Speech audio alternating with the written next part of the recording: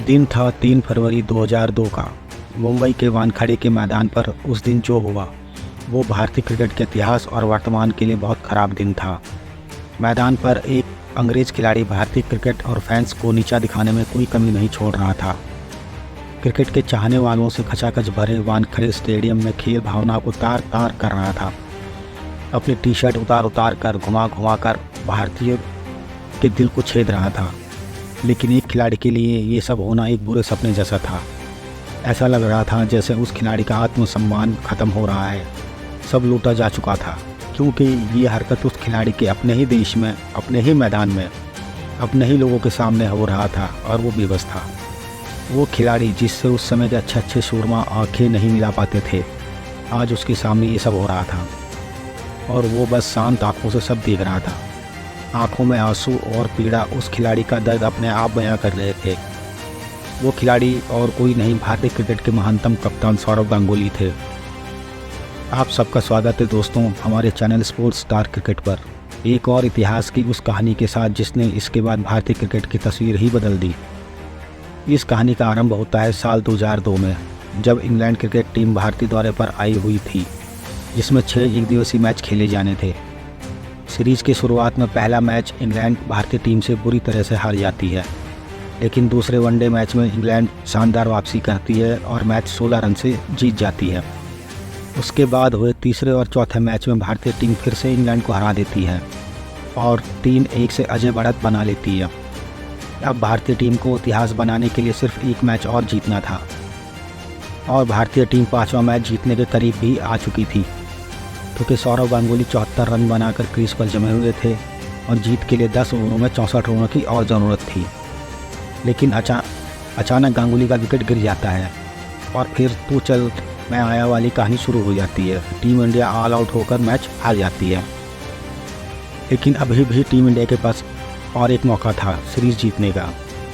Series का आखिरी match Mumbai के वानखेड़े के मैदान पर खेला जाना था, लेकिन इस मैदान और मैच में वो हुआ जो क्रिकेट के इतिहास में पहले कभी नहीं हुआ था। इस एक शर्मनाक हरकत ने भारतीय क्रिकेट का इतिहास और वर्तमान हिला कर रख दिया था। टीम इंडिया 255 रनों का पीछा कर रही थी और सौरव गांगुली 80 रन बनाकर क्रीज पर टिके हुए थे। भारत को 13 ओवर में 64 रन बनाने थे जीतने के लिए। फिर से दादा 80 रन के स्कोर पर आउट हो जाते हैं और फिर इसके बाद आधे से ज़्यादा टीम पवेलियन वापस लौट जाती है। अब आखिरी ओवर में टीम इंडिया को जीतने के लिए 11 रनों की ज़रूरत थी और 2 विकेट बचे थे। गेंदबाजी एंड्रू फ्लिंटॉफ कर रहे थे। ओवर की पहली गेंद पर अनिल कुंबले ने 2 रन लिए, लेकिन अगली गेंद पर केवल 1 ही रन बन सका। अब टीम इंडिया को 4 गेंदों पर 8 रनों की ज़रूरत थी। अगले बॉल पर 2 रन और बन गए। अब बाकी 3 बॉल पर 6 रन बनाने थे। अगली गेंद खाली जाने पर रन लेने के चक्कर में फ्लिंटॉफ ने कुंबले को रन आउट कर दिया। अब 2 गेंदों पर 6 रनों की ज़रूरत थी। अगली दोनों बॉल पर फ्लिंटॉफ ने दोनों विकेट गिरा दिए और मैच वहीं ख़त्म कर दिया। भारतीय टीम इतिहास बनाने से चूक गई, लेकिन इस हार से कहीं ज़्यादा मलाल फ्लिंटॉफ की इस हरकत का था।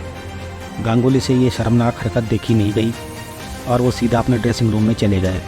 मैच के बाद दादा की आंखों में दुख और आंसू थे और भारतीय टीम के सदस्य समर्थक हताश थे, उदास थे, हैरान थे। लेकिन समय के साथ सभी ने इसे एक बुरा सपना समझ भुला दिया। लेकिन गांगुली के मन में कुछ और ही चल रहा था। सौरव गांगुली ने इस अपमान का बदला लेने का ठान लिया। आज ना सही, भविष्य में ही सही, लेकिन बदला ज़रूर लेना था। और वो बदला ही क्या जो उस समय ले लिया जाए। असली बदला वो होता है जो इंतज़ार के साथ और गहरा हो जाए, चाहे इंतज़ार कितना ही लंबा क्यों ना हो। लेकिन जब बदला लेने का समय आए तो ऐसा बदला लिया जाए जिसका दर्द सामने वाले को इतना हो कि नासूर बन चुभता रहे। इस एक हार ने भारतीय टीम को तोड़ कर रख दिया था। जो भारतीय टीम इस सीरीज़ से पहले दक्षिण अफ्रीका को उसी की ज़मीन पर हरा कर आई थी, इस एक हार के कारण जिम्बाब्वे जैसी टीम से हार रही थी। फिर इसके बाद भारतीय टीम ने शानदार वापसी की और सभी खिलाड़ी अपनी तैयारियों में लग गए, क्योंकि अब वो समय आने ही वाला था जिसका इंतज़ार हर भारतीय फ़ैन कर रहा था। अब समय आ चुका था बदला लेने का, जिसकी वजह से कई रातें बिना सोए काटी गई थी। जुलाई 2002 नेटवेस्ट ट्रॉफी का फाइनल मैच, जिसमें भारत और इंग्लैंड के बीच मुकाबला खेला जाना था। कुछ महीने पहले इंग्लैंड की टीम भारत में थी वहीं अब भारतीय टीम इंग्लैंड में लॉर्ड्स के मैदान में मौजूद थी। इंग्लैंड ने टॉस जीतकर पहले बल्लेबाजी करने का फैसला किया। कप्तान नासिर हुसैन और मार्कस ट्रेस्को-थिक के शतकों की मदद से 325 रनों का विशाल स्कोर खड़ा कर दिया।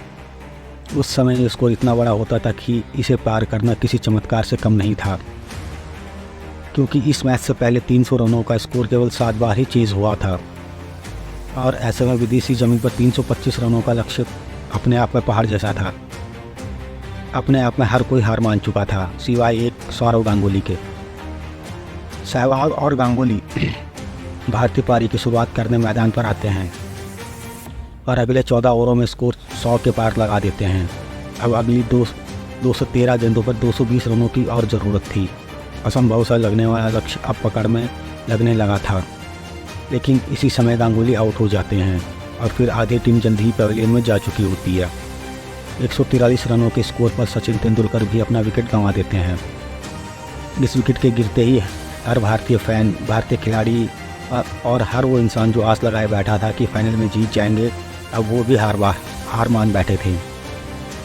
यहाँ तक कि गांगुली के चेहरे पर भी हार दिखने लगी थी। बदला लेने का सुनहरा अवसर बस एक अपमान बनकर रह गया था। बस यहीं से मैदान पर युवराज सिंह और मोहम्मद कैफ मोर्चा संभाल लेते हैं। इस जोड़ी ने इसके बाद इंग्लैंड का बुरा हाल कर दिया और मैच पर अपनी पकड़ मजबूत बना ली। इन दोनों के बीच 120 रनों की पार्टनरशिप हो चुकी थी। तभी युवराज सिंह आउट हो जाते हैं। इसके बाद कैफ अपने ही लय में खेलते रहे, चौके छक्कों की झड़ी लगाए हुए थे और जब रुके तब भारत को 18 गेंदों पर सिर्फ 14 रनों की ज़रूरत थी और गेंदबाजी का जिम्मा उसी फ्लिंटॉफ के हाथ में था। उसी ओवर में फ्लिंटॉफ ने हरभजन और कुंबले को आउट कर दिया। एक बार फिर से फ्लिंटॉफ ने मैच को अपनी तरफ मोड़ दिया। अब 12 गेंदों पर 11 रन और चाहिए थे और इस ओवर में 9 रन आ चुके थे। आखिरी ओवर में 2 रनों की ज़रूरत थी। बॉल फिर फ्लिंटॉफ के हाथ में थी, वही फ्लिंटॉफ जिसने कुछ महीने पहले भारतीय टीम का अपमान किया था। भारतीय लोगों के सामने भारतीय मैदान पर ऐसा लगा जैसे कायनात भी इससे बदला लेने को बेकरार थी। और इस ओवर में जहीर खान ने शॉट खेला और दौड़कर 2 रन पूरे कर लिए और इसी के साथ फ्लिंटॉफ ने अपना सर झुका लिया। उसके बाद गांगुली लॉर्ड्स मैदान की बालकोनी में अपनी टी-शर्ट उतार कर लहरा के अपने अपमान के बदले को पूरा करने का ऐलान कर रहे थे। फ्लिंटॉफ अपना मुंह छुपाए कहीं गुमसा हो गया और बंगाल टाइगर की ये तस्वीर क्रिकेट इतिहास के पन्नों में हमेशा के लिए अमर हो गई।